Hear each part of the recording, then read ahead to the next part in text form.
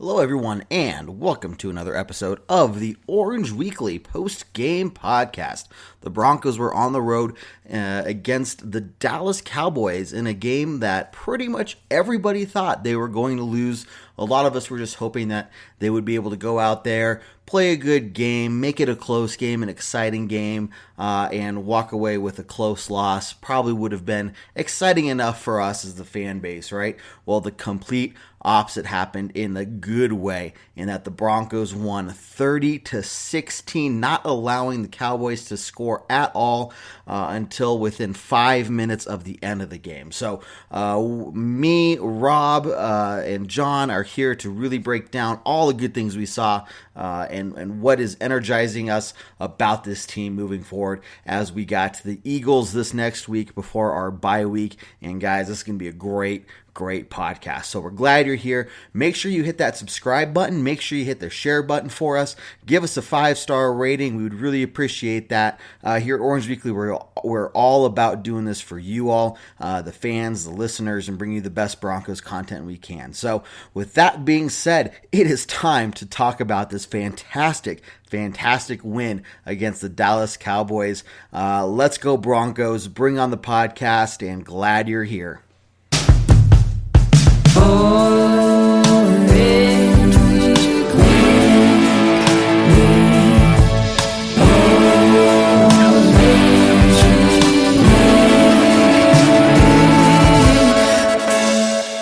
Orange Weekly, fans, brews, and Broncos news. What is up, Broncos country, and welcome to it's going to be a fantastic episode of the Orange Weekly post-game podcast. Here we are on Victory Monday, is when we're recording this, following the Broncos' absolute domination over Dallas Cowboys in Dallas. And gents, we got a lot of great stuff to talk about. John and Rob are here as always. How you both doing today, guys? How about them Broncos, Kevin? Let's about them Broncos? Go. I am so shocked today, and I'm so excited. This is the best win I've seen in 5 years. Let's go. Let's keep this momentum. That was amazing. Yeah, I will say, guys, I am a little frustrated, though. I am frustrated in where has this team been? There were some things that went right for us that definitely helped us out, but we were able to move the ball in offense and put up 30 points. And just where has this momentum been? Where has this play calling been? It's frustrating to see that we've struggled for so long now. Even last week's win was, against the Redskins was, the Washington football team, was ugly. But this win was just phenomenal in so many ways. You're right. It's probably one of the best win, if not the best win we've had in 5 years, man. Kevin, I'm not going to let your negativity get me down right now. I'm going to ride this high. No, do it. I don't care. I understand what you're saying, but I'm just going to enjoy the moment. I don't care how bad we looked before this game. We looked amazing.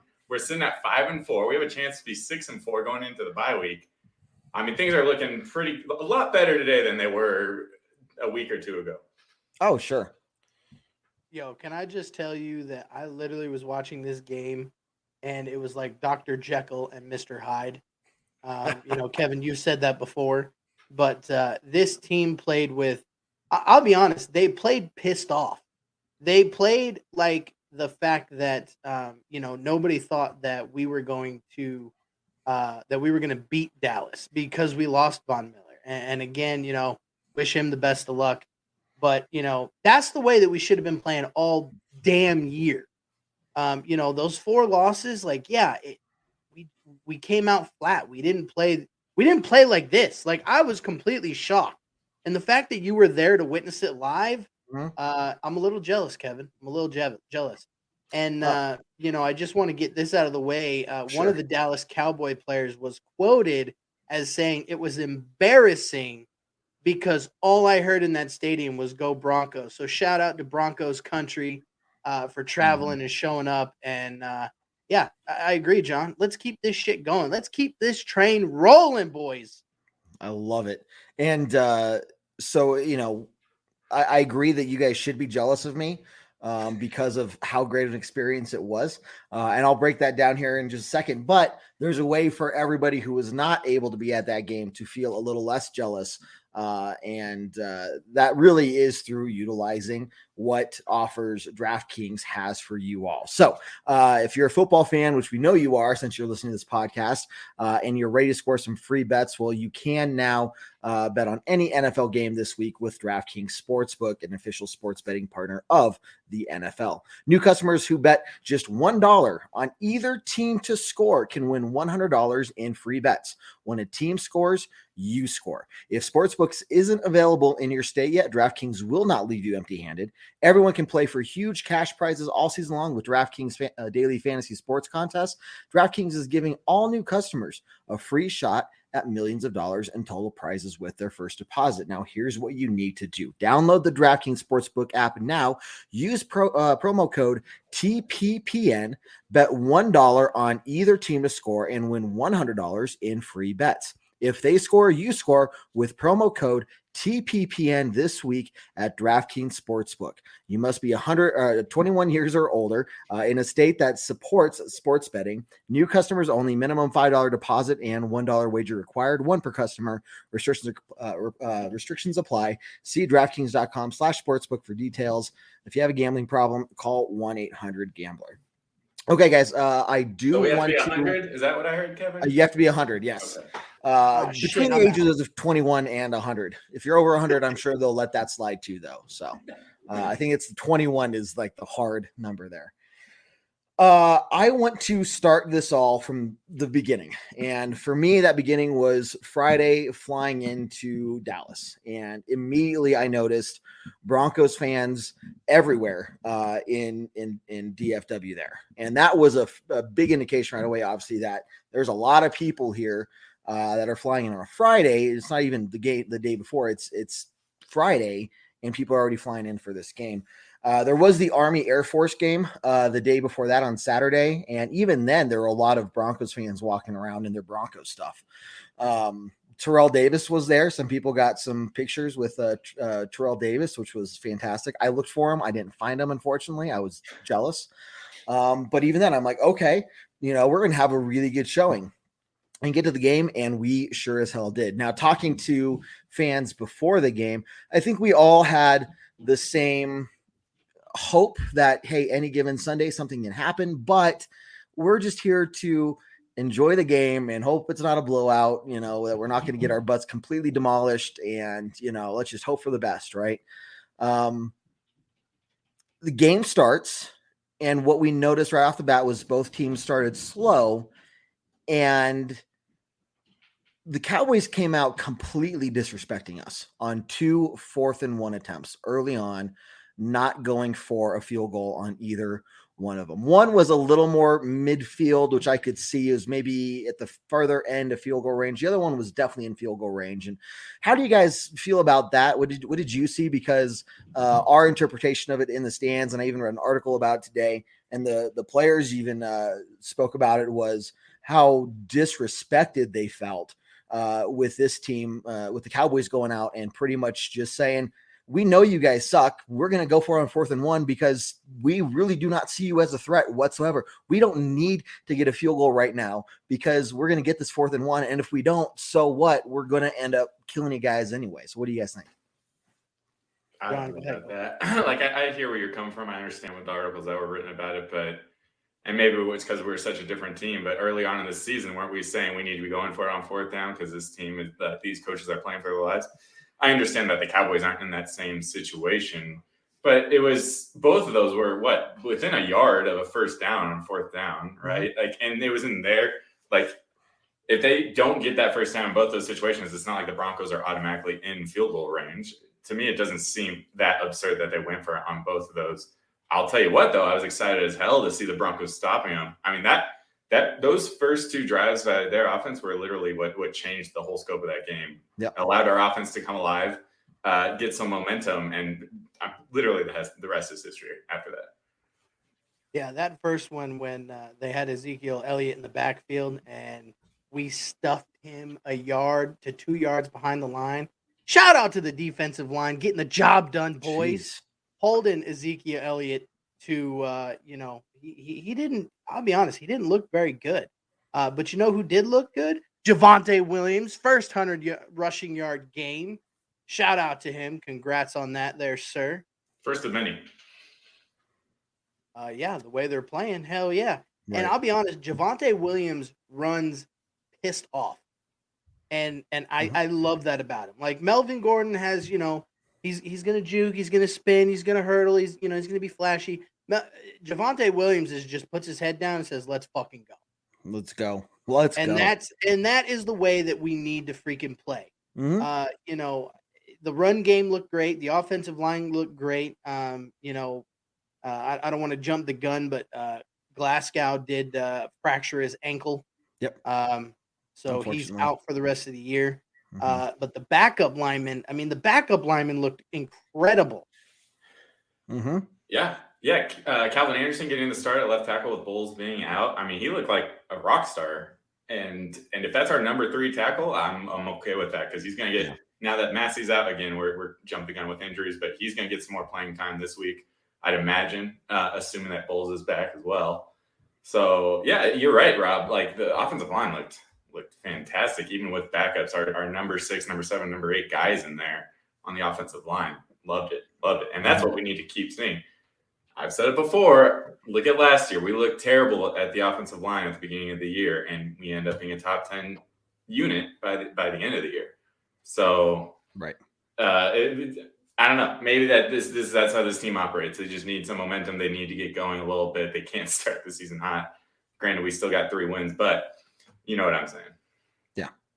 No, it was a worry, knowing that we were missing that many starters on the offensive line, and then when the offense went out there and on the very first play, we gave up a sack. I mean, I know it felt like I swallowed a rock or something. Like my stomach just fell, I was like, oh God, like this is going to be as bad as we thought it was, isn't it? Like I already need another beer.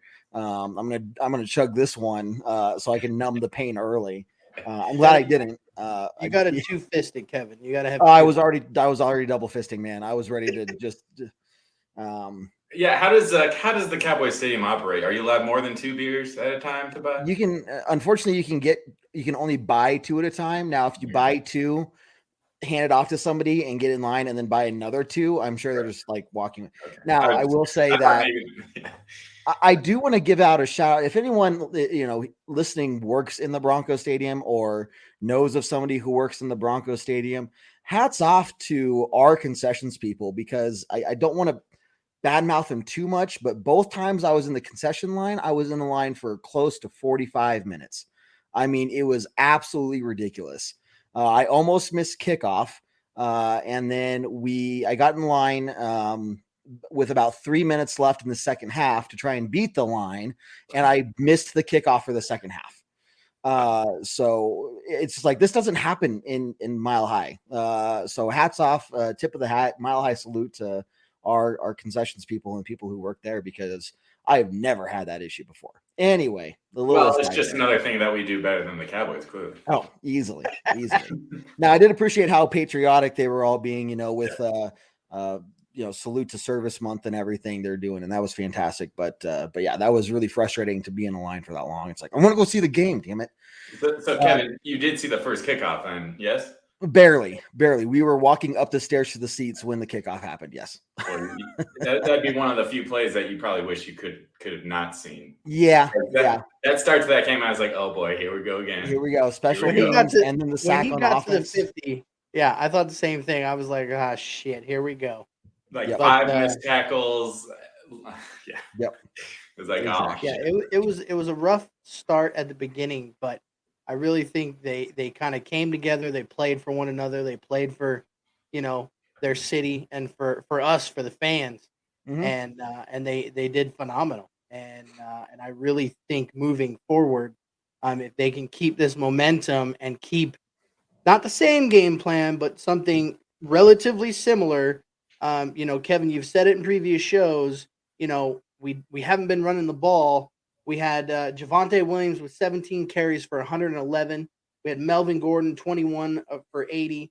And I won't mention Teddy Bridgewater because unfortunately, he took a yard back. I think the problem that Teddy has is in situations, he doesn't back up enough to give him room to get out of there.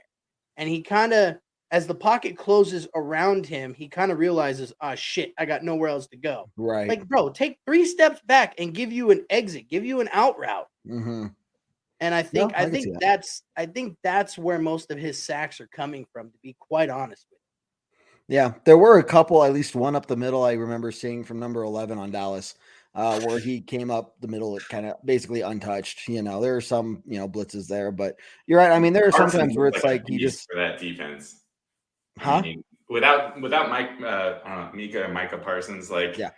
He is running away. I hate to say he looks like the defensive rookie of the year so far this year. I mean, Surtain's played phenomenal, and hopefully he can give him a run for his money. But that dude's a beast, and he was their defense this weekend.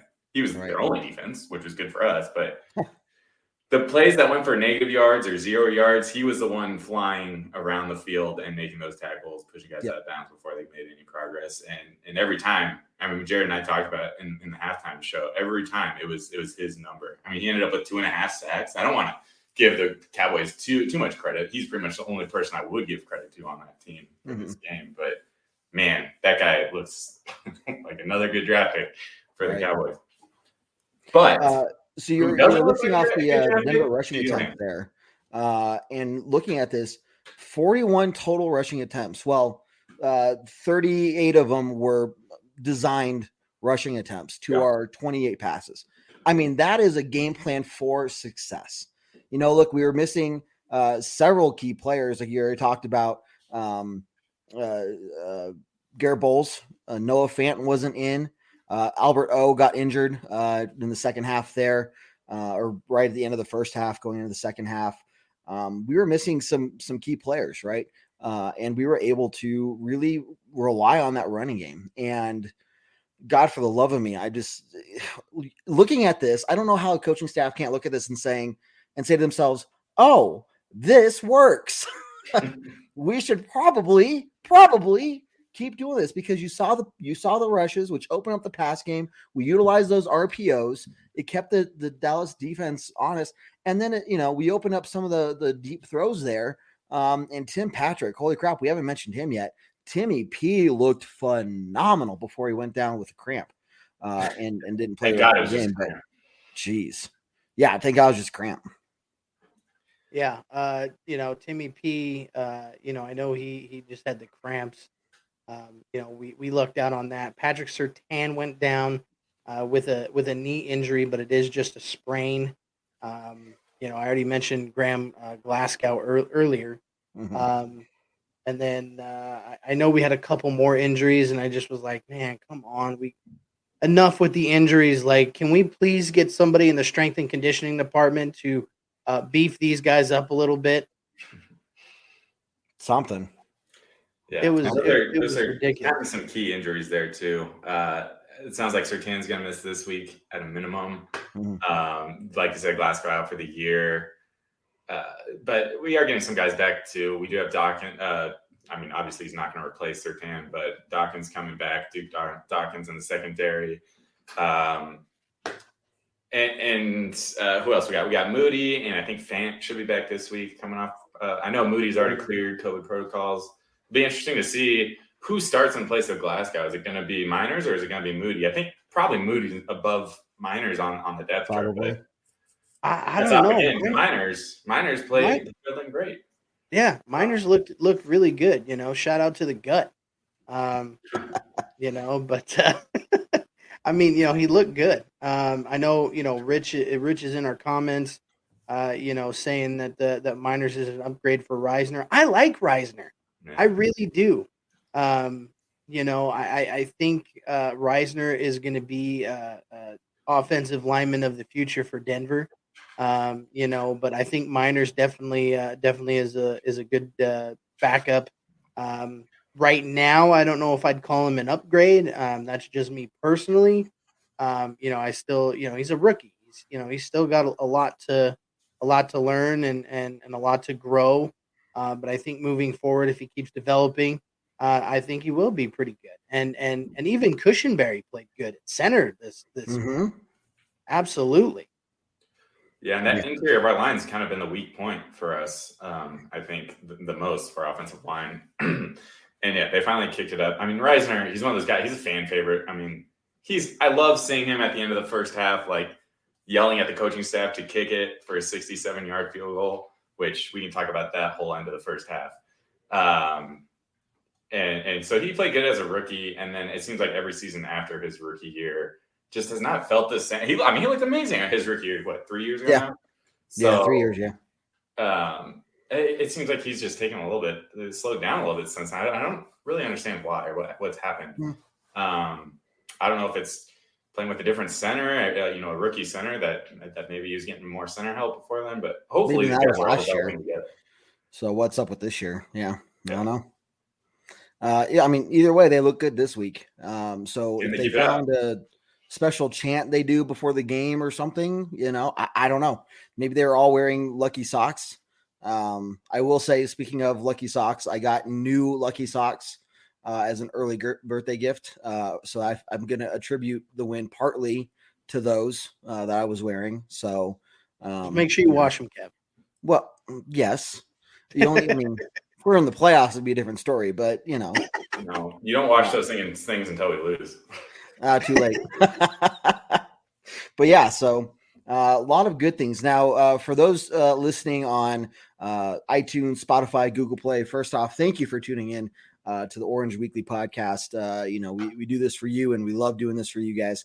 If you hear us talking about seeing some comments in the chat or whatever, we do this post-game podcast live on our YouTube channel. So if you're watching on YouTube or if you are listening wherever else, make sure you go to our YouTube channel and hit that subscribe button. When we're at 100 users, we can rename our URL. So it's a lot easier. I could say it's like youtube.com/Orange Weekly. That's not it right now. It's like a whole bunch of letters and numbers that I don't know off the top of my head. So we're close to that. We're about 30 people away. So please go over to our YouTube channel and hit that subscribe button for us there. But we are seeing some comments here, and I do want to appreciate all of you who are commenting here.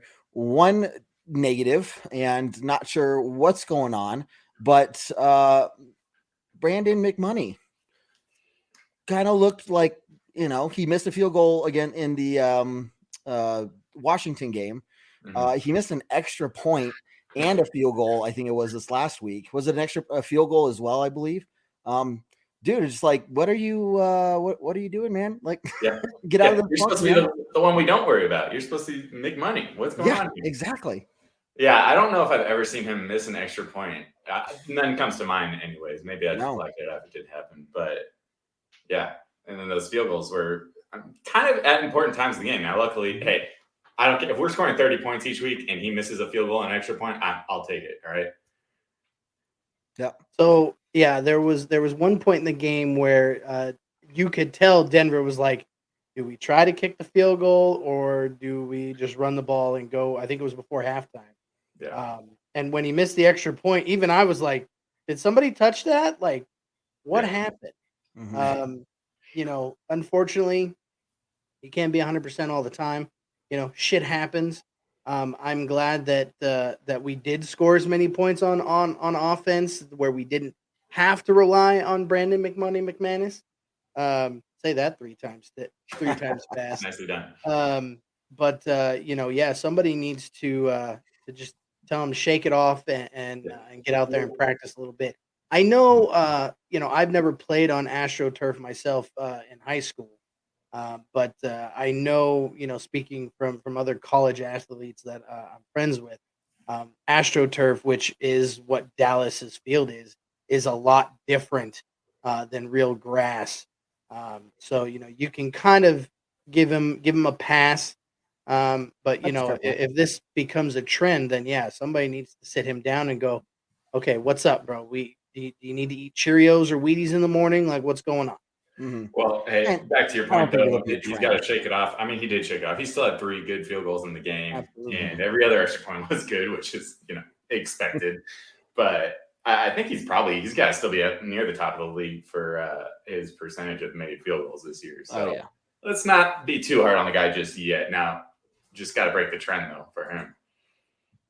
Yeah, I think, come back to Denver against the Eagles and snap back out of it, get back to his 100% basically rate.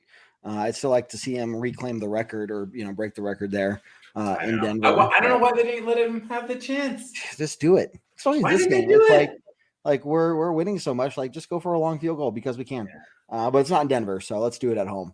That last drive in the first half did upset me. Yeah, let's talk about that. It was, I was watching on the TV and the line like I was talking about, but kind of a weird mix of, do we just take it to halftime, but do we also kind of be aggressive and get some more points before the half? It was kind of weird. It was kind of dysfunctional, if you will. Yeah, it didn't really make sense. We had plenty of time. I think we had like 1:40 to get to start. We were at some like timeouts too. Still, yeah. It seemed like they weren't quite sure what they wanted to do. Well, at first it seemed like they were just content running out the clock. They're gonna run the ball. If they get stopped, at least they took a bunch of time off the clock, not giving Dallas a chance to get some momentum before halftime. And then they got that first down with like a minute left. And I was like, okay, now call the timeout. Now let's go. Like, now let's open up the playbook and get some points before halftime. And they just huddled up. They took 30 seconds off the clock, and it made no sense. And then they decided, okay, yeah, we are going to try for it now. But it's like, make up your mind one way or the other. Like, I can't, it was just pissing me off so much. And then they get in 67-yard field goal range. Like, go for it. Just break the record. Like I said, Reisner's out there like, what kind of offensive lineman do you hear trying to get the coach to get the kicker out there? That never happens. Right. But whatever. I mean, at the end of the day, we still won. There's just like these little things here and there that makes me question, like, what? I think at that point, Fangio just didn't want to screw something up and let the Cowboys take momentum, like I said. I think we definitely. I don't like it. I think we definitely need to start some kind of trending hashtag on Twitter for Brandon to break the record. I like it. I'm going to come up with something, but I definitely think we need to do that and just tag every Broncos player on Twitter, especially McManus. But, I mean, I kind of understand where they're coming from. Like, he misses an extra point. You're like, the hell, you don't ever miss. Like, right. What the hell was that about? Then he missed the field goal, and you're like, let's. But I think moving forward, especially looking at our schedule, we have the Eagles next week at home, and the Eagles won this week, surprisingly enough. But we need to put the pedal to the metal, and we need to score on. If it were up to me, we would score on every single possession. It'd be Madden-like numbers. Right. But we definitely have to keep the pedal to the floor and just go for it. Absolutely. Mm-hmm. Yeah, I think I'd like to think if that was in Denver, we're going for that 67-yarder at the end of a half. Right. I will correct you there, Rob. Philly lost this week, but they played it close against the Chargers, and the Chargers ended up winning it, last second with a field goal. So I think the Eagles are gonna have a little bit of confidence coming to this game, wanting to prove a little bit. So let's like I said, let's keep this momentum. Let's keep this going. Yep. Let's go into the bye week 6-4. Even if our offense plays half as well as they did, mm-hmm. and our defense plays we played phenomenal. Yeah. I mean, absolutely phenomenal. It was night and day difference. Especially at home. Like, can you just Kevin, is any of us going to the game next week? Like, it's going to be nuts. Yep, I'll be there. Okay, well, It's going to be insane. Oh yeah. I expect there to not be 12,000 no-shows, like there were last time. I think there's gonna be a lot of excitement, right? To really see what this team can do. And I mean, the expectation here is they've turned it around. They went out there, they played with confidence, maybe confidence they didn't really have to begin with, but after those fourth down stops, for those two things right there, major swing in momentum for us that we took advantage of the entire game until garbage time at the end. I mean, the score was 30-0, until the last 5 minutes of the game where we just gave up garbage time points, which whatever at that point, don't care. It's like, okay, no more injuries. Albert O is hurt. It's like, okay, stop. PS2 is hurt. Just no more injured players. Yeah. Give them points. Let them kill the clock themselves. But yeah, I mean, talking about the bye week, we come back. We'll have 7 games left at that point, and 5 of them are going to be divisional games. Yeah. Now, the way this team played, the confidence they had, and their execution that they had on the field, the play calling that we saw, this is a team that I would say, yes, definitely could very well beat the Chargers in Kansas City, or beat the Chiefs in Kansas City in December, which historically is not something we've done. This team could very well do it. This team could beat the Chiefs at home. This team could beat the Chargers twice. This team could beat the Raiders again. I mean, this team playing the way they are could very well win the majority of the games they have left. Now, the question is, can they, was this a one-time performance? Yeah. Only time will tell, Kevin. Exactly. But now, this is what we've been looking for all season. Maybe not to, I probably even in our craziest of minds, did we ever expect we'd score 30? That's not even true, because I said in the pregame, best case scenario, we score 30 points. But I didn't think that we'd stop them and almost shut them out. Right. But this is score 30 points. It's like, okay, well, they probably be scoring 30 as well, at least close to it. And who's going to get that last second field goal to win the game? Right. Yeah. Right. Exactly. So, but this is we know we had this talent coming into this season, and we just kind of been waiting to see. It's like, okay, we're going to capitalize on this. And we finally did. So the question becomes, is this like you said, is this a fluke, or are we going to keep the momentum? Is this the turning point of our season? Right? Like maybe you could say the Washington game was, if this really continues from there. It wasn't a pretty win, but it's a win. And now we start, kind of running on all cylinders and going from here. I mean, there's no reason why we can't play this good. We had, during the halftime show, we were just we were hesitant to say we're up 19-0. It's like, okay, what's the second half going to look like? Right. Are we all of us in the stadium are doing the same thing. Everybody around us. Yep. Yeah. We're concerned. It's like, are we going to see 4 quarters of football from this team? And 100% we did. Take away that garbage time scoring. I don't care. The game was over by that point. So let's see. Okay. Now that we've played a full game, a legit, way more than expected performance against the Cowboys. Let's keep momentum going, winning these games, playing consistently. Yeah, I was definitely rooting for that shutout for sure. Would have been nice, but yeah, I mean, Kev, I agree with you. It's like, okay, just let them score, no more injuries. I get it, but moving forward, God, it felt good going into work today. Did you guys not just feel absolutely incredible going into work today? I have to say, I'll feel good tomorrow when I go into work. Flying home today, all the Broncos fans in the airport it was go Broncos everywhere. Everyone was still wearing their gear. Awesome. It was go Broncos, yeah. Cowboys, their fan base, they have such an extensive fan base. It's so great that Denver just took over that game and took over that stadium. Yeah. Didn't expect that. I mean, there were just so many things I didn't expect from this game, but it just goes down to, can we run the ball? Can we be smart? I really think what you're just looking at the last few games here, last couple games especially, the connection between Bridgewater and Tim Patrick is solidified. I mean, this game should have definitely solidified it. Tim Patrick needs that contract. If George Payton can do anything to get an in-season contract, which is going to make him cheaper versus during the offseason, obviously we're going to wait and see what the rest of the season does in terms of which direction do we go.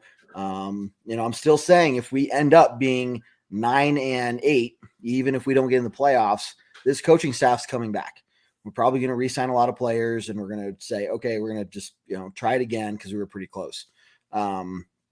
If we end up, knock on wood, God forbid, that we end up, going back to our, ways of October and losing a lot again, you're probably going to see players like Timmy P walk, but I would like to see Timmy P with a new contract here soon. But that the connection between those two has been phenomenal. And this week solidified that for sure. Yeah. And the weird thing for me was Cortland Sutton only had 1 catch for 9 yards. Yep. Yeah. He was only targeted twice. So, yeah. So that's very. I mean, I'm glad Timmy P stepped up, and again, thank God he just had cramps. Um, you know, I, I definitely agree with you. We got to sign him. I don't know why we haven't signed him before. Mhm. Like he's really played very, very well, and has been a outlet and touchdown machine. When his number's called. I know for a while there he went on a streak and did not drop a single pass. Yeah. Mhm. But and also Jerry Judy, Judy had a looked great game. great. He had a couple bubble screens on the outside, and he's looking like he's 100%, and he's gonna do great. But Kevin, again, just this victory, it just left me feeling kind of like this. I give you 2 claps and a Ric Flair. Nope, you are 100% correct. I think we're all feeling that it's going to be a good week, and definitely a feeling that we want to carry into the Eagles win for sure, man, or the Eagles game. I don't want to jinx it. Eagles game for sure. Well, let's not get ahead of ourselves because we Eagles game. That was a Freudian slip there. I didn't mean to say that, but Eagles game. Yeah. Let's rewind the clock a week, and this is a different Broncos team we're talking about in a different situation. A team that's on the verge of trading away its best player, and we didn't know what this team was, and so here we are. It's gonna come down again. Which team are we? Are we that team that just lost those 4 in a row, or are we the team that just played and dominated this Cowboys team, which they were 6-1 coming into this game? 6-game win streak. Yeah, they lost week 1. They've won since. Yeah. And everyone's talking about them, and their fans are talking about, hey, this could be a Super Bowl team, and we just knocked the shit out of them and made them start questioning how the rest of the season is going to look for them. Exactly. They got some questions to answer on their side for sure. They've their division it's pretty lopsided. They're number 1 in their division by a lot. Philadelphia is 3-6. New York is 3-6. Washington is 2-6. So I mean, they more or less have their division locked up and their playoff spot solidified unofficially. I mean, unless this is the start of whatever bug we had in October, we gave to them. And they start playing like we did. But if that's the case, I say we give that bug to every team moving forward. Yeah, especially in our division. We're only a half game behind first place. Yep. Oh, ours is completely. This division is going to just be in turmoil all the way until the end of week 18. Our last 3 games are divisional games. That alone is gonna mean a lot. And so heck, if we can find a way to keep winning, and I don't expect us to win out, but if we can find a way to win, we got 8 games left, find a way to win 5 of the next 8 and go 10-7 on the season, you're looking at probably getting a playoff spot. Yep. So you can drop a game against the Chiefs in Kansas City. Okay, that's not the end of the world. Can you beat them at home on week, in week 18? Can you beat the Raiders? Look, the way we played the Raiders first time, there's no way we should have lost that game, but we found a way to lose that game. Well, we were never in that game. Yeah, Chargers. How are we going to look at the Chargers? No idea. There's just and what we've seen is from these big wins this week and then the beginning of the season, we do very, very, very well when we have a lead. We're smart with the football. We run the ball just fine. The moment, it seems like the moment we fall behind by a field goal, things just absolutely break down, and so it makes me wonder, going back to those 4th downs that Dallas went for early on, if they had settled for a field goal on one of them and we were down 3-0, what that would have done for this team. Just because that has such a huge impact, and it shouldn't, but it has such a huge impact on how Shermer calls the offense, that would we be seeing 41 rush attempts or 38 designed rush attempts? I don't think so. I think that instantly would have changed everything. I mean, you would have seen a lot more heavy pass playing, and that could have easily gone the other direction. So, the play calling shouldn't be that fragile. If you're down by a field goal or a touchdown or 10 points, you should still be running the ball. And with the ball carriers we have, it works. Us running the ball works, and it opens up everything else in the playbook, right? So I don't know. There's just so many things here that's like, it just seems so obvious looking at this game that, no matter what, unless you're down by like 2 or more possessions, you can stick to this game plan and it'll pay off more often than not. Yeah. It's one thing for you to say that, Kevin. The question becomes, how come our coaching staff just throws the game plan out the window and doesn't just freaks out whenever we go down by more than one score? Yeah, I don't understand. Is it me, or did it look like they were actually having fun out there? They were. Oh, and it wasn't just that we were chanting, "Let's go Broncos," loud enough that the players on the field heard it. I think it was Sternad or somebody was out there raising their arms, telling us to get louder. And we were talking about this before the game or before the podcast here. You don't see an away team player telling the crowd to get louder because the away fans are so loud. You don't see that, right? But that's what the situation was, is if it turned into a home game. And as loud as the stadium was at the beginning of the game, I mean, that place was roaring. I mean, it is covered and everything, so the acoustics is automatically louder. But, I mean, that place was roaring for the Cowboys.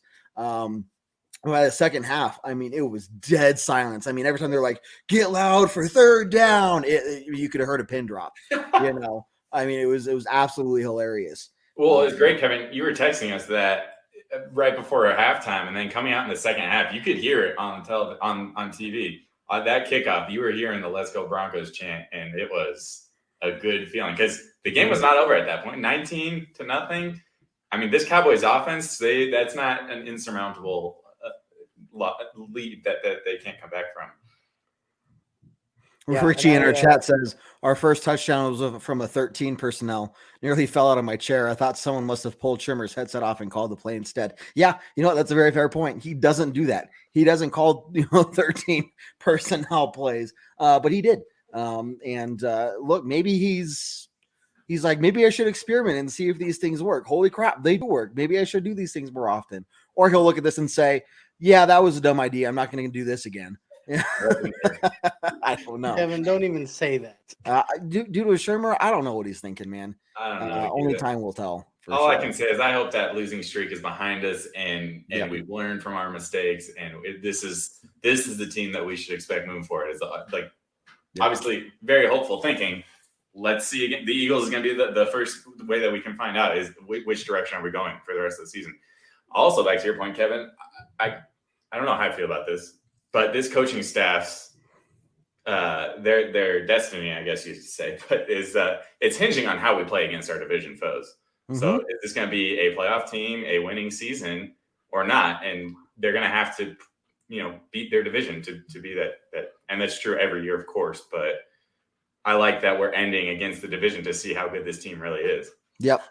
You can't say, well, we played most of the division games at the beginning of the season, and the teams were still trying to figure each other out, and with Teddy Bridgewater being the starter, new quarterback to Denver, you can't say any of that. There are zero excuses. I mean, this team is in midseason form. Whatever injuries we have been happening. They've been around each other long enough. They know the system. There is zero excuses. And so if we go out there and fall flat against those guys, I mean, that's, I'd say this coaching staff is one nail away from being, done, being, that nail going in the coffin, and they're fired. So, but if you look at the rest of the division this week, the Broncos are the only ones that is going to scare anybody. I mean, you have the Raiders losing to the Giants. That's weird. Yeah. Chargers barely pulling it off against the Eagles, and the Eagles have not looked too scary this year. I think they've had 2 wins. I don't want to say too much bad about the Eagles because we're going to talk about them plenty this week, but that's felt like for how hot the Chargers have looked this year, that looked like it was going to be an easy win for them. And then the Chiefs against, a offensive-less Packers team without Aaron Rodgers, they only put up 13 points. And exactly. And it's the Chiefs, so they can always get hot, right? Like, I don't know what is going on with the Chiefs, but look at this division this last week. Broncos are the only one that looked legit in my mind. Yeah. The The Raiders, question you just know, goes back to, can we keep it up? with the Raiders, you know, losing Henry Ruggs. We Right. won't get into that. Everybody knows about it. They also released their first round draft cornerback for off the field issues. Yeah. It's a shame to see such young players make those kinds of decisions and throw their entire careers away. But as a Broncos fan, you're like, okay, well, that's one less weapon that they have to use. Yeah. And like, you were saying, John, with the Chiefs, they haven't looked all that great this year. Pat Mahomes had that concussion, and again, just a lot of teams have had injuries. I think the Chargers are going to be the test for this team, for this defense, and for this coaching staff, honestly. Yeah. Which is interesting because in the last 3 years, we have not played our division well at all. Nope. So it would be fitting that if this coaching staff does get to stick around, which I'm still skeptical, if we're going to be a playoff team, which I'm definitely skeptical, they should have to prove it against this division. Mm-hmm. Yep, agreed. I mean, it doesn't matter how Kansas City is looking when you get to Kansas City versus Denver matchup. I mean, both teams are going to be looking for blood, right? I mean, they're both going to come out super motivated. The Chargers are looking to show that they're not a fluke team, that they're the real deal. The Raiders already kind of showed us that they can make us look stupid. And part of it was we made them look good, right? But from an outsider looking in, they're like, oh yeah, they made the Broncos look stupid. So yeah, how do we look against the division? And that question is, well, let's just say when we get past the bye week, things are going to start looking. I think we play the Bengals after the bye week, or no, that's the Chargers game because you're going to that at the end of the month, John. So right after the bye week, I mean, you better hold any momentum you have after the bye week going into that because it's time to go. It's go time. Yeah. And look, we're getting our bye week at a good time here. Depending on what happens with this Eagles game, knock on wood, that there's no other serious injuries, but that's going to be a good time for people to recuperate, like get some of these guys back. I think we're expecting Chubb to be back after the bye week. And there's a lot of other guys. I mean, Surtain's missing this week, but I'm hoping he's back after the bye week. And he's been a freaking stud for us. He looks like the long-term future of our defense. So let's get to the bye week. Let's pull out a win. That would be phenomenal to be 6-4, like I said, and get a little bit healthier, a little bit. It feels like we have the worst injury record in the league. I don't know, but let's get a little bit healthy and finish out this season strong. Ride the momentum wave. This league is all about momentum. That's very cliche to say, of course, but it's true, right? Yeah. You get streaky, and the teams that get streaky are the ones that make the playoffs when they get streaky at the end of the year. Yep. Awesome. Okay, I think we've said all we can about this awesome win. I mean, I could keep bragging about how fantastic it was to be there, but I won't. We'll save that for the Tuesday night show. So for those of who are listening for the first time, maybe I met you in the airport or at the game. I gave you my card. If you're listening, thanks for joining, and glad I met you at the game this weekend. Just any other new listeners, we have a ton of Broncos content for you all. We have this show. We have the pregame podcast, which again is on iTunes, Google Play, Spotify, all those good places. We have our live shows. The Tuesday night, start with Monday night, Orange Weekly After Dark, which happens right after Monday Night Football. We also have Tuesday night is Bourbon Broncos No BS, 7 p.m. Mountain Time. We got a pregame show, which is about an hour before kickoff. We got our halftime hash show. So as soon as halftime starts, we will be live coming over. You can grab another drink and whatnot, stretch those legs and share your thoughts on the first half of the Broncos game with us. And so we just got a ton of stuff for y'all as we keep moving along the season. But before we end it all, let's get some closing thoughts from you, John and Rob. I guess moving forward, is there anything you're specifically looking for, or any hope that you see this team continue to do other than just do what we did again? Like repeat this performance every week and you'll be fine. Like what else? We should be 100% full of hope right now. the way we played there. But I do want to give a shout out. We haven't really been talking about the defensive side and giving specific shout outs to some of those guys. But two guys that really come to mind. I mean, talk about Jonathan Cooper filling in that big hole that Von Miller left, and Malik Reed being down, and him and Weatherly on the outside. Cooper, man, he came in, he looked very good. Again, that second game in a row that he's kind of showed up, and look, he had 2 sacks. He looked phenomenal. And then the other one is Kenny Young coming over from the Rams. What a trade that looks like for George Payton. This linebacking crew has been tested. It's been injured. It's like we have 2 guys that started this season out on our roster. Of our 4 starters, only 2 of them were even on our roster to start the year. And Kenny Young's came in, and he's been like a solidifying guy for that unit, and it's been great to see for the past 2 weeks. Let's keep it up. Hopefully he just keeps developing, and this defense really freaking showed up against literally the highest ranked offense in the league. So if we can do that against them, there's not a team that we shouldn't feel confident going up against. And John, I'm going to piggyback off of that. I also want to mention Caden Stearns and Justin Simmons coming up big. We questioned who's going to be the next face of the franchise, and I personally believe that's going to be Justin Simmons on the defensive side of the ball. But yeah, Kevin, I mean, we can't say it enough. I mean, let's just keep riding this momentum and keep riding the wave. Let's not just have great practices, everybody. Let's go out there and whoop some people's asses, and keep moving forward. That's the only thing I can say. Is let's just keep riding the damn wave. Let's do the damn thing. Yep. I like it. So for those who have been in our comments today, again, appreciate you joining. I know in the post-game podcast, we really don't do a lot to answer comments and whatnot.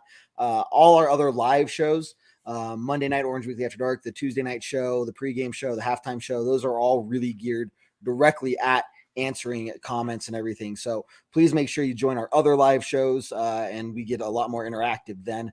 And we'll see you there. So guys, I think it's just time to nothing else left to do. I don't have a drink. I'm not even gonna pretend that I have a drink to cheers to, but we'll just 2 end words, fellas. 2 words. Very strong. Don't forget your drinks tomorrow, Kevin. There you go. Go Broncos. Go Broncos. Hey, take care, everyone.